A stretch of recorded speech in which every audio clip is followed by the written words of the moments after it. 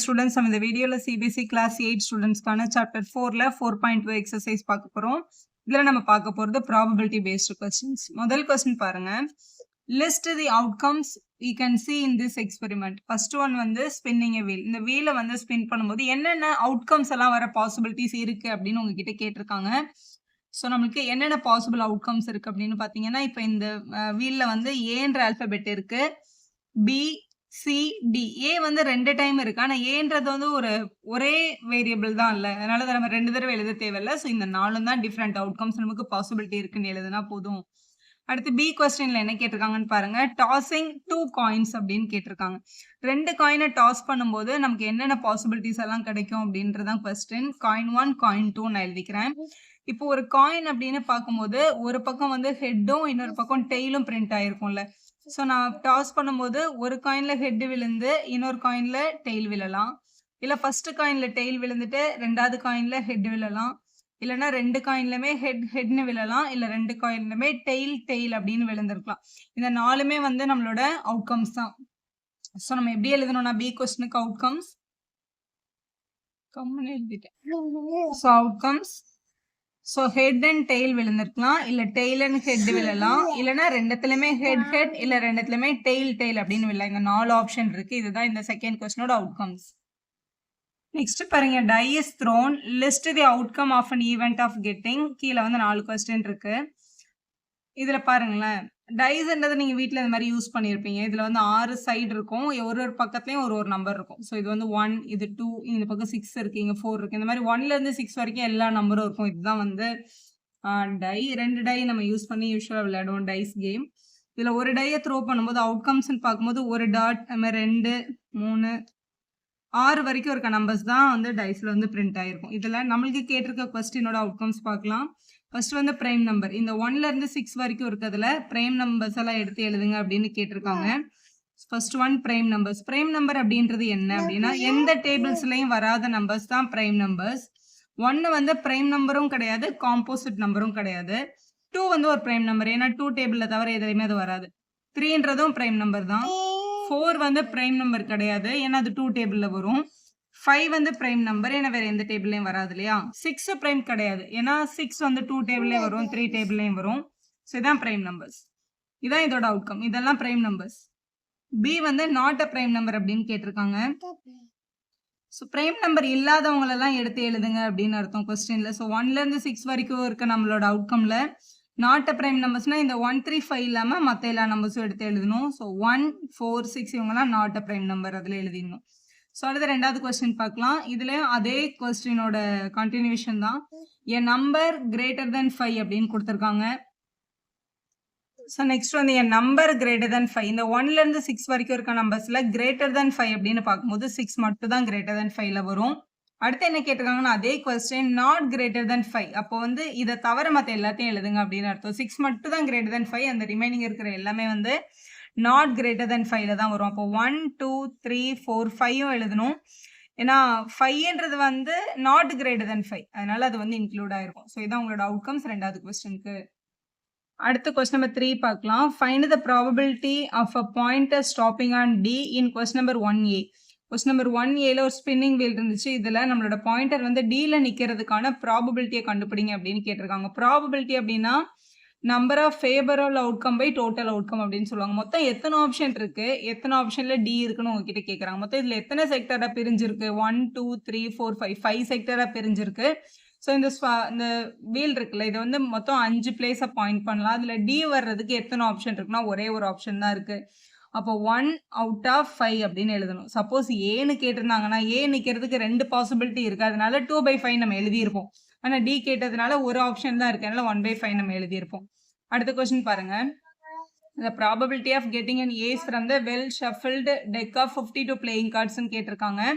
So இந்த playing கார்ட்ஸோட picture வந்து இதுதான். இதுல வந்து என்ன கொஸ்டின் பாருங்க. இதுல வந்து 4 ஏஸ் இருக்கு. அந்த ஏ தான் உங்களோட கொஸ்டின். மொத்தம் 52 கார்டுல எத்தனை வந்து கார்ட்ஸ் வந்து ஏஸ்னா ஏன்றது எத்தனை டைம் இருக்கும்னு கேட்டிருக்காங்க. 4 தான் இருக்கு இல்லையா. அப்ப நம்ம இப்படி பீன்னு போட்டு இப்படி பிராக்கெட் போட்டுக்கோங்க. அப்படி போட்டு அது வந்து probability of getting an ace அப்படின்னு அர்த்தம், விச் இஸ் ஈக்குவல் டு மொத்தம் 4 கார்டு வந்து ஏஸ்ன்னு போட்டிருக்கு. அப்போ 4/52 கரெக்ட் ஆப்ஷன். இதை நம்ம கேன்சல் பண்ணி 1/13 கூட எழுதிக்கலாம். அடுத்த கொஸ்டின் சில வந்து இங்க ஒரு பிக்சர் கொடுத்துருக்காங்க.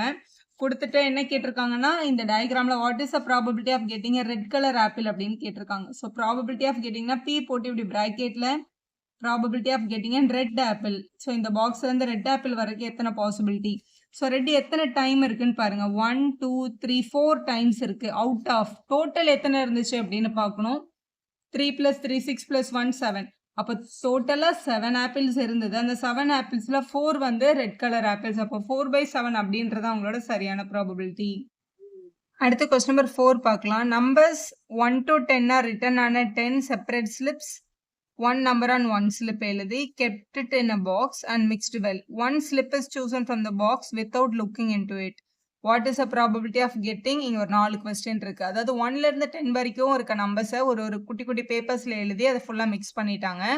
அப்போ இந்த மாதிரி கெட்டிங் நம்பர் 6க்கு எத்தனை ஆப்ஷன் இருக்கு, நம்பர் லெஸ் தென் 6க்கு எத்தனை ஆப்ஷன் இருக்கு, இது எல்லாத்தையும் கண்டுபிடிச்சிட்டு அதுக்கப்புறம் அவங்களோட ப்ராபபிலிட்டி என்னன்றதை நம்ம ஃபைண்ட் பண்ண போறோம். இப்போ இங்க பாருங்களேன், இப்போ பேசிக்கா இப்போ இந்த கொஸ்டின் நம்பர் 1 நம்ம எடுத்துக்கிறோம்.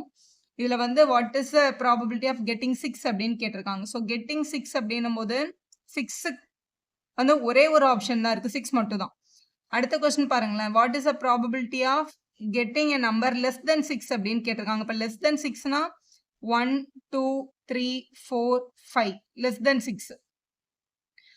Getting a number greater than 6 அப்படின்னு கேட்டிருக்காங்க. கிரேட்டர் தென் 6னா 7 8 9 10 இதான் வந்து கிரேட்டர் தென் 6ல வரும்.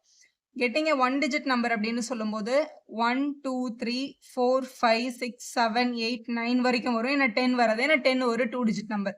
ஸோ இதெல்லாம் தான் இவங்களோட வேல்யூஸ். அவங்க கேட்டிருக்க கொஸ்டினோட வேல்யூ. ஆனால் கொஸ்டின்ல வெறும் அவுட்கம்ஸ் மட்டும் கேட்கல, அவங்க அதோட ப்ராபபிலிட்டியை கேட்டிருக்காங்க. ஸோ ப்ராபபிலிட்டி எப்படி எழுதுறதுன்னு பாருங்க, இதான் உங்களோட கொஸ்டின்.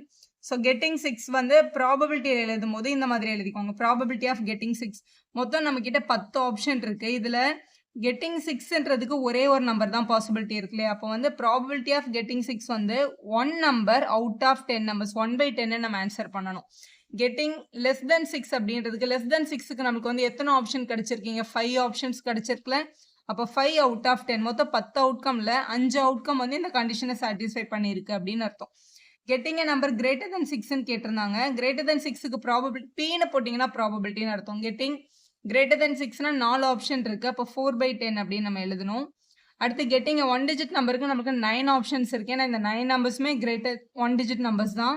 ஸோ மொத்தம் 10 நம்பர், அதில் 9 நம்பர் 1 டிஜிட் நம்பர் தான். அப்போ 9 அவுட் ஆஃப் 10 அப்படின்னு எழுதணும். இதை கேன்சல் பண்ண முடிஞ்சா நீங்க இதை வந்து இப்படி கேன்சல் பண்ணி கூட எழுதிக்கலாம்.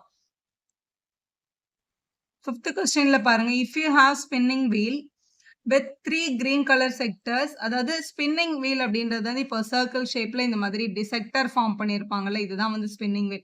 இதுல வந்து 3 green color sectors இருந்துச்சு. 3 green color sector, 1 blue color sector and 1 red color sector இருந்தது. அதான் உங்களோட question. 3 green 1 blue and 1 red color sector இதுக்குள்ள இருந்தது அப்படின்னு வச்சுக்கோங்க. ஸோ 3 green, ஒரு blue, ஒரு red. ஸோ இதான் நம்மளோட spinning wheel. What is the probability of getting a green colour sector. Green colour sector வர்றதுக்கு எத்தனை ஆப்ஷன் இருக்கு, வாட் இஸ் த ப்ராபபிலிட்டி ஆஃப்னு கேட்டிருக்காங்க. Probability of green sector. So டோட்டலா நம்ம கிட்ட எத்தனை செக்டர் இருக்கு அப்படின்னு பாருங்க. 1 2 3 4 5 மொத்தம் 5 செக்டர் இருக்கு. இந்த 5 செக்டர்ல எத்தனை பேர் கிரீன் கலர்ல இருக்காங்க, 3 பேர் கிரீன் கலர்ல இருக்காங்க. அப்ப 3 அவுட் ஆஃப் 5 அப்படின்னு எழுதணும்.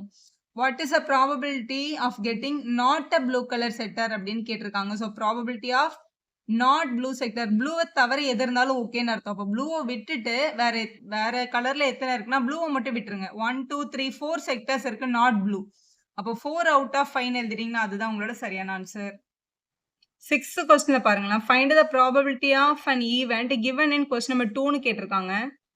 கொஸ்டின் நம்பர் 2 வந்து இதுதான், ஒரு டைஸை த்ரோ பண்ணி இவங்க எல்லாருக்கும் நம்ம அவுட்கம்ஸ் ஆல்ரெடி எழுதியிருக்கோம் கொஸ்டின் நம்பர் 2ல. இப்போ இவங்க எல்லாருக்கும் ப்ராபபிலிட்டி எழுதுங்க அப்படின்னு சொல்லியிருக்காங்க. இப்போ ப்ராபபிலிட்டியா ஃபர்ஸ்ட் வந்து இங்க பிரைம் நம்பர் இருக்கா, ப்ராபபிலிட்டி ஆஃப் பிரைம் நம்பர் நான் எழுதணும் அப்படின்னா ப்ராபபிலிட்டி ஆஃப் பிரைம் நம்பர் அப்படின்னு போட்டுட்டு மொத்தம் இதுல அவுட்கம் வந்து 6 பேர் இருக்காங்க. இதுல எத்தனை பேர் பிரைம் நம்பர், 3 பேர் பிரைம் நம்பர். அப்ப 3 அவுட் ஆஃப் 6ன்னு எழுதணும், அதான் ப்ராபபிலிட்டி.